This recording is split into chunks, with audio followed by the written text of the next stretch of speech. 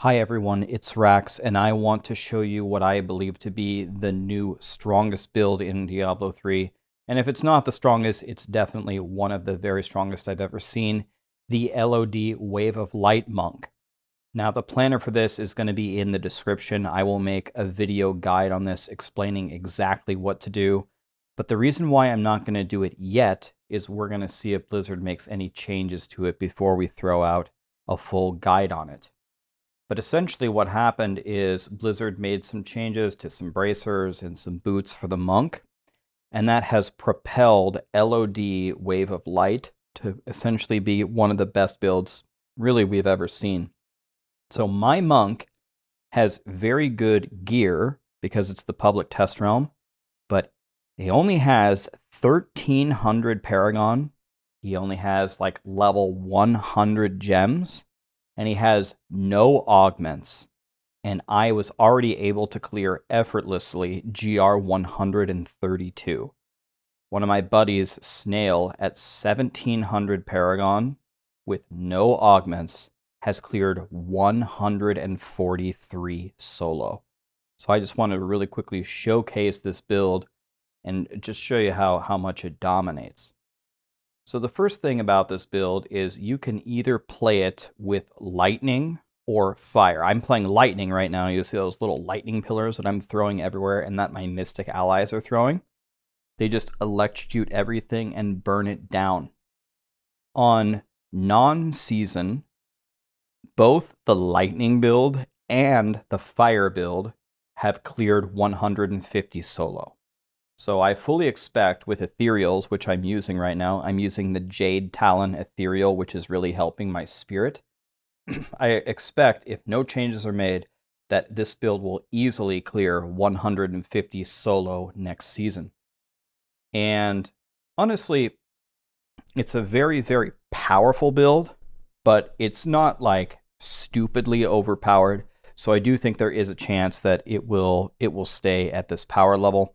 Even if it's nerfed a little bit, it's still going to be one of the very best builds in the game. So anyway, I'm going to show you the lightning version. You can also go fire. Both of the variants are down in the planner below. You can click the little arrow and both of them are there. So let's talk about the gameplay here. So you just mash Epiphany and Mystic Ally as hard as you can. Epiphany will help keep you alive and it will allow you to teleport forward every time you cast Cyclone Strike. And you mash Mystic Ally because it's going to refill your spirit. Dash is just to move around, and if you see that little bar at the top, that also gives you some survivability. The mantra is also for survivability. I usually don't push it because I don't have any spirit. And we use Cyclone Strike because Cyclone Strike with the new bracers is what gives us all of our damage. And also with Lefebvre's Soliloquy, it also gives us a lot of defense. And then other than that, you just throw waves of light all the time.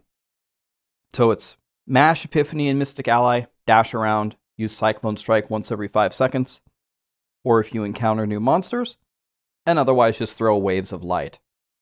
And I'm very, very shocked at the power level here. I mean, my gear is good. I spent a lot of time re-rolling it on the PTR. But my gems are so low. I have no augments. And yeah, this build can already almost max clear the game. And it has very good synergy with the ethereals, the seasonal theme that's coming up, because they give you a lot of your spirit back whenever you crit. So you can see my spirit bar on the right is almost full all the time, which means I can just let the lightning pillars fly.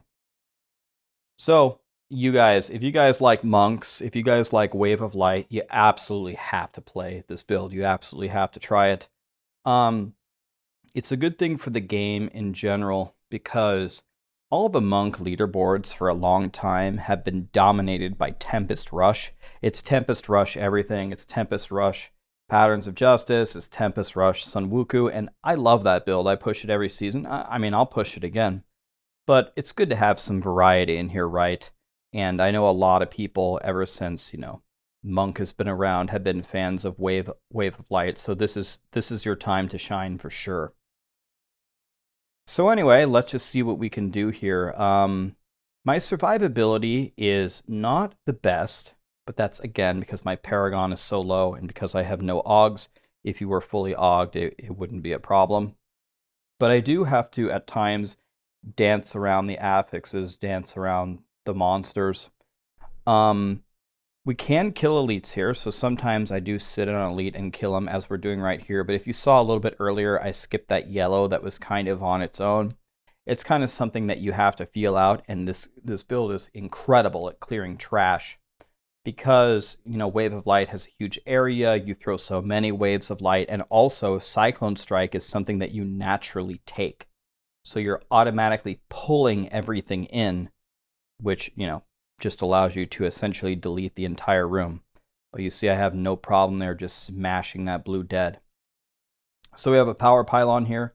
What I'm going to do is I'm going to go look for another elite, try to get a 2-for-1. Obviously, our follower has Nemesis Bracers with the Emanate, so I'm just peeking to see if I can get an extra elite out of it. But no such luck here, so we'll just take it, and we'll just start smashing them down. Anyway, out of all the new builds, this one and the Eno one, this is definitely the superior one right now. Ethereals are going to make a lot of builds just like supercharged. So what I'm going to be testing tomorrow is the Whirlwind Barb, and it's estimated that the Whirlwind Barb also will clear GR 150 with its new super-powered ethereal, the Grandfather. Obviously, Firebirds with Mang Song's lesson, if you guys have seen my video on the ethereals, is going to be incredible. I will be trying that as well and seeing what we can do. But I actually have a lot of fun trying these builds. You know, on my non-season, I have like 8,500 Paragon, you know, primals everywhere, 150 gems everywhere, full augments. And I know that a lot of times that is not very relatable to a lot of other Diablo players. It's like, okay, well, you can do that with everything in the game, but what can you do if you don't have much? And that's exactly what this is. You know, I'm taking more damage. I don't have 10,000 Gons. I don't have a single augment.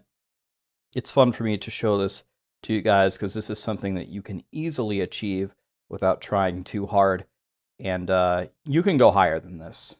I didn't have any way to unlock the tiers, so I actually climbed all the way from 118 all the way to 132. I one-shot everything along the way. It was quite easy. And yeah, you guys are going to have a lot of fun playing this. It doesn't have many downsides. Again, it could use a little bit of survivability, but you'll be fine as long as you get some augments. It's got massive AoE damage. It's pretty fun to play. It's pretty easy. It's very mobile. If you have a bad map, you can just skip it. With Epiphany, you can teleport the whole time it's up, and you also have Dashing Strike. So that's incredible news, because if you have a bad map, you can just skip it, which is a luxury that a lot of the other pushing builds don't have. Well, anyway, we're on floor 5. This rift has been absolutely terrible. To my knowledge, if I remember correctly, have we had a conduit? I don't know if we've had a conduit here either, but we still have a nice little lead. Very easy to burn down the blue. Remember, you do have to keep Cyclone Striking, even if it's just one. Cyclone Striking is your defense from Lefebvre's Soliloquy, and it's also your damage from the bracers. So, here we are. We got a big old room of spiders. Is what I like to see. Finally got an Oculus Ring, which is kind of rare to spawn, but whenever you get one, you got to cyclone them in, and you've got to use it. It essentially doubles your damage. And yeah, we're just letting it rain here. These guys will die eventually. And I got a little bit better at it as I played it a bit more. I got better at keeping my dashing buff up and using my mantra in the rare scenarios that I needed it to stay alive. That yellow is a jug, so this is going to be a scenario where I'm going to skip it and move on with my life. So, again, not a very good map, not good trash, and not a good tile, and no pylon. So this feels really bad. Almost died there, but we dashed to safety. Sometimes it's hard to play on these PTRs because the PTR is so laggy. Sometimes I dash away and have to press it 3 times before my guy actually moves. That's okay, those are first world problems. So anyway, we burn everything down. Again, I'm looking for a pylon. I want to have a pylon for the boss if I can. But it doesn't look like it's happening. So what I'm going to do here is I'm going to DPS until I'm at 99% to give myself the best chance to spawn a pylon. So we're at 97 right now, 98. I'm going to try to go all the way to 99 before I uncover the last pylon spawn. It's definitely going to be worth it, so make sure you guys do that in your pushes. 99, I'm running forward till we have a pylon spawn. And just like that, there we go. We have a channeling. Channeling is actually great news because we are wearing a Quill-Ass Queer-Ass the chest. So having full spirit is going to give us massive damage reduction, and it's going to let us spam Wave of Light the whole time, along with our mantra and our dashing strike. So it's actually going to increase our survivability tremendously and allow us to throw infinite waves of light. So you can kind of benefit from any pylon on this build. Speed, obviously you throw them faster. Conduit will zap everything down. Power, you deal more damage. Shield is incredible as well because you can't die, and it gives you infinite squirts necklace buff. And then channeling, the one we got for the reasons we just explained. But as you can see, as long as I keep my mantra up, I keep cycloning, and I keep dashing, there's not much Tethris can do to me. It's just a matter of time before we kill him. Anyway, this is one of, if not the strongest build in Diablo 3 right now. Unless it gets nerfed, you guys absolutely have to try this next season with the ethereals. It's completely bonkers. If you guys have a glass next to you, go ahead and grab it. I'm going to celebrate this clear with a giant 2-liter of lemon tea. And of course, we're not going to get a cup. We're going to drink straight out of the 2-liter. Gug, gug, gug, gug, gug, gug, gug. Anyway, full guide will be coming soon, guys. Thank you.